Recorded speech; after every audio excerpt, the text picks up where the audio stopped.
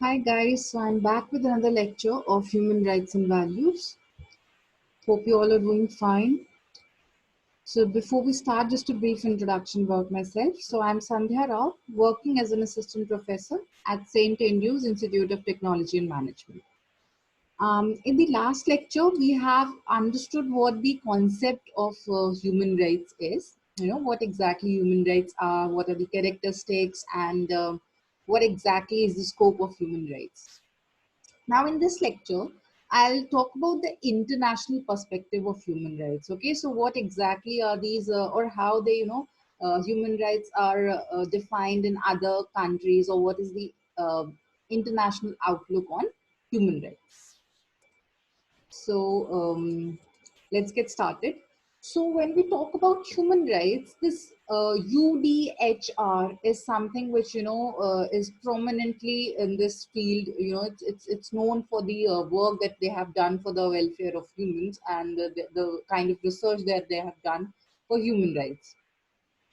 So this UNHR stands for Universal Declaration of Human Rights, and this actually came into being after the atrocities of the Second World War, when which was being felt that after the Second World War ended, people were in very disgraceful situations, and there was a threat to their prosperity, and this topic became a topic of international priority, and that is why this actually came into being.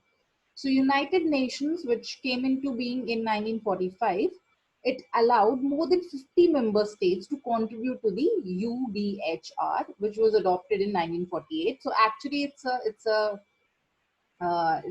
was being founded by the United Nations, and this was the first attempt to set out a global level the fundamental rights and freedoms shared by all the human beings. So they actually felt that if there's a need for international integration, all the countries should come together, and we should look into the matter of human rights and values.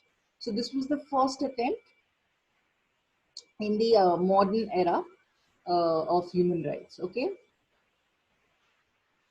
it also affected the entire world in different degrees. So nearly every state in the world has accepted the declaration, and it has inspired more than 80 international conventions and treaties, which means after this UHRD came into being, UDHR came into being, several other conventions and treaties were being formed, and several regional conventions and domestic laws also came into being.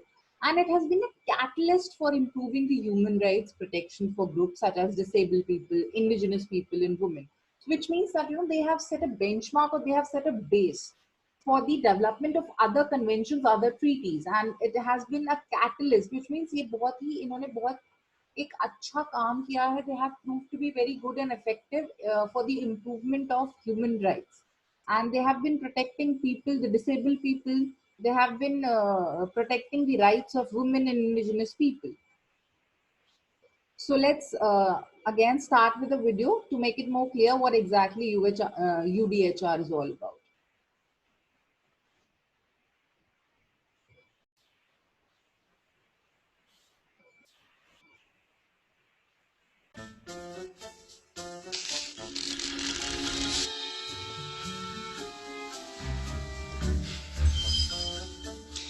The Universal Declaration of Human Rights was written in 1948.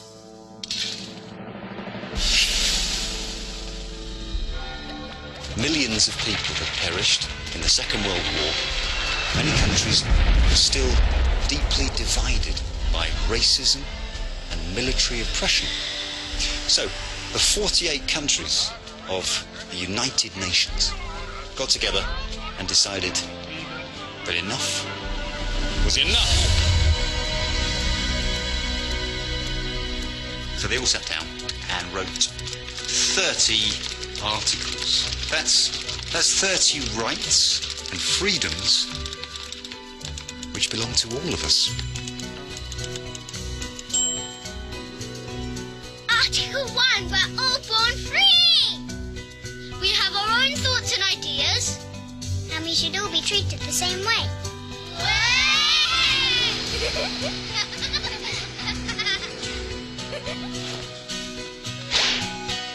Article 9 says nobody has the right to put us in prison without good reason.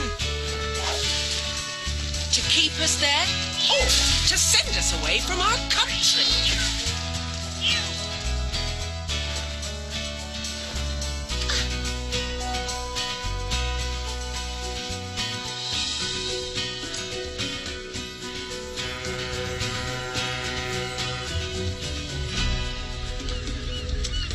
Article 15. We all have the right to belong to the country.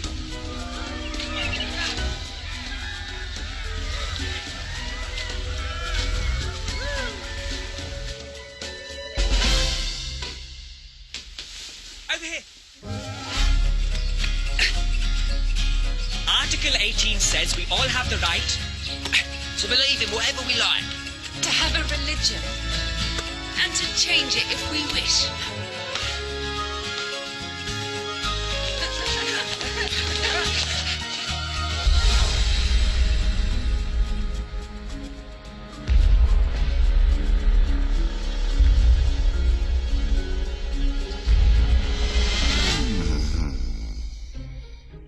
Article 19.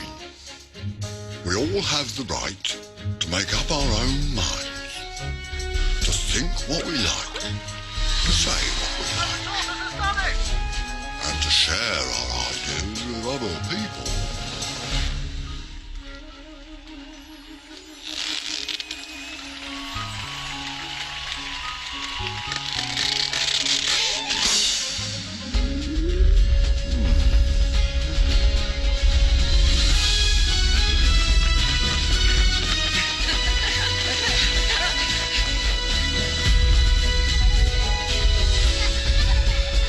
And Article 30 says that nobody can take these rights and freedoms away from us. They belong to everybody.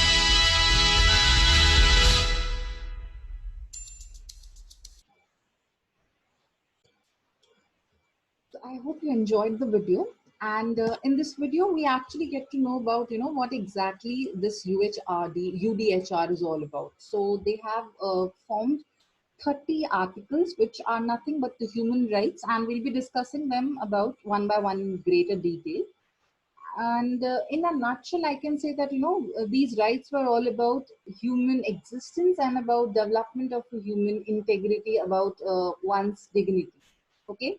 So it also talked about the right to life, the right to express our opinion, and, a right to be associated with a country, and so on and so forth.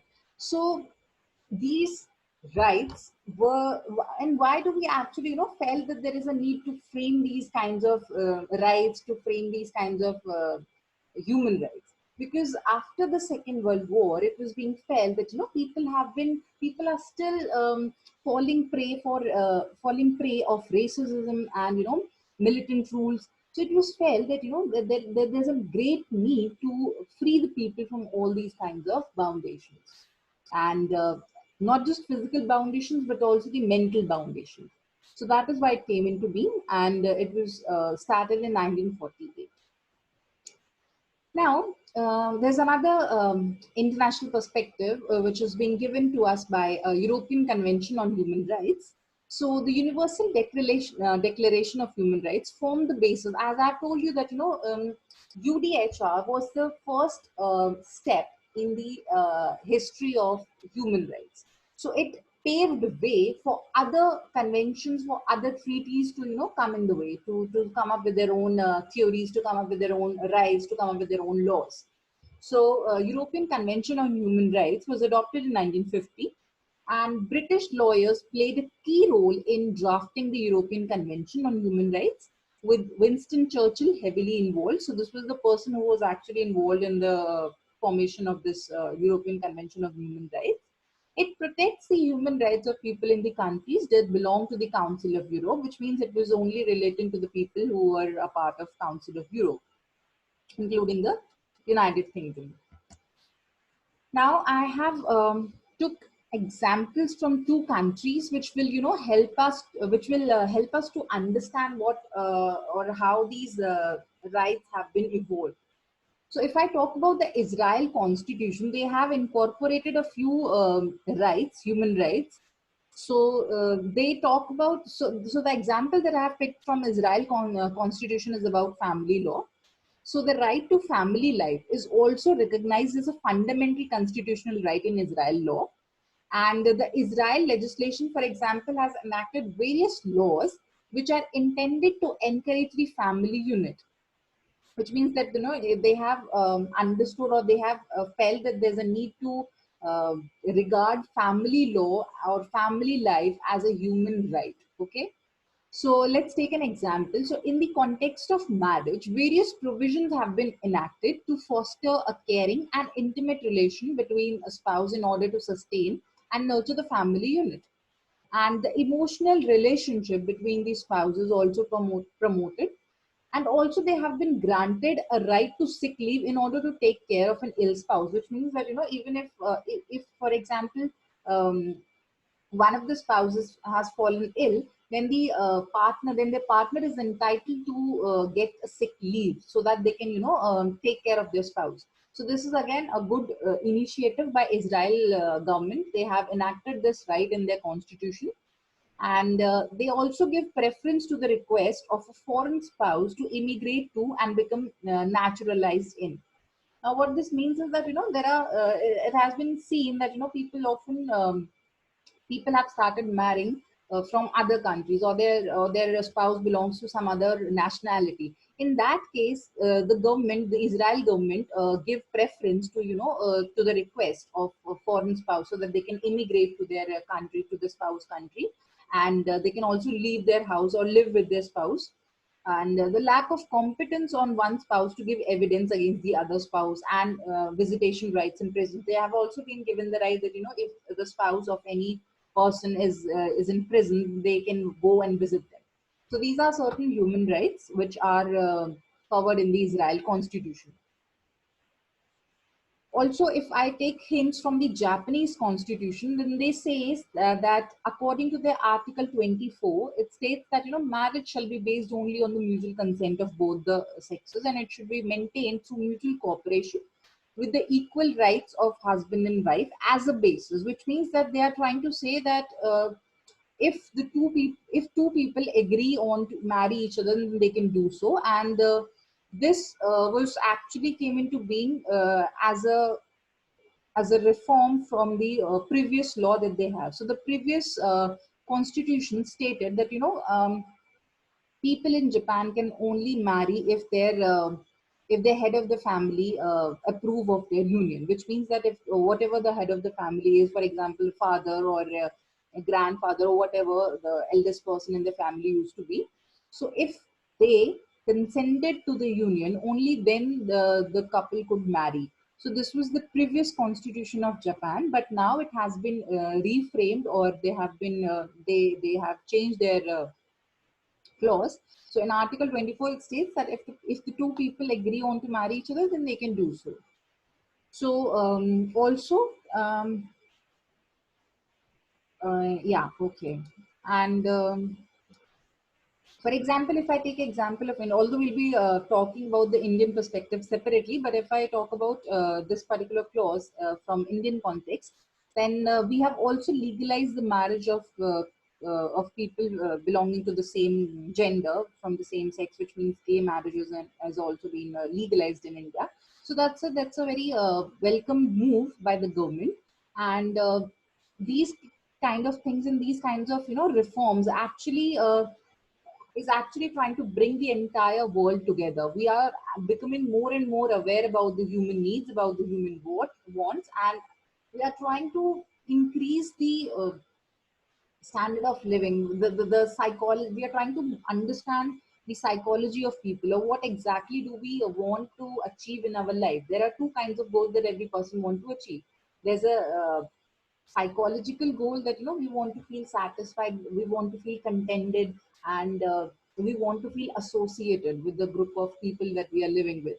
And the second one is that, you know, we want to acquire a certain position, hame wealth chahiye, we want to be successful in life, we want to achieve a particular position, hame job achhi chahiye. So all these kinds of materialistic things, materialistic goals hote hain. Then we have esteem needs as well. So if I talk about the esteem needs, so government have started to realize that these esteem needs are equally important, and we need to protect, we need to frame certain rights, we should frame certain laws that protect uh, these esteem related needs of humans. So in respect of that, the human rights actually came into being. And you know, we are constantly evolving these kinds of laws. They are changing, and we are trying to modify the laws. And in a near future, we also hope that, you know, we will be in a better position, we have certain more rights relating to humans, and we live in a more prospered life. So this is all about the international perspective that we have. So just look back. This was all about the Israel Constitution. We also talked about the Japanese Constitution. And this is about the European Convention on Human Rights. And we also talked about UDHR. And we'll be talking more about the international perspective in the subsequent lectures. And we also talk about the Indian perspective of human rights, in which we'll be covering the fundamental rights, and we'll also cover the rights of the 30 rights which are being listed by the UDHR. All right, so this is it for today's lecture. Thank you, guys.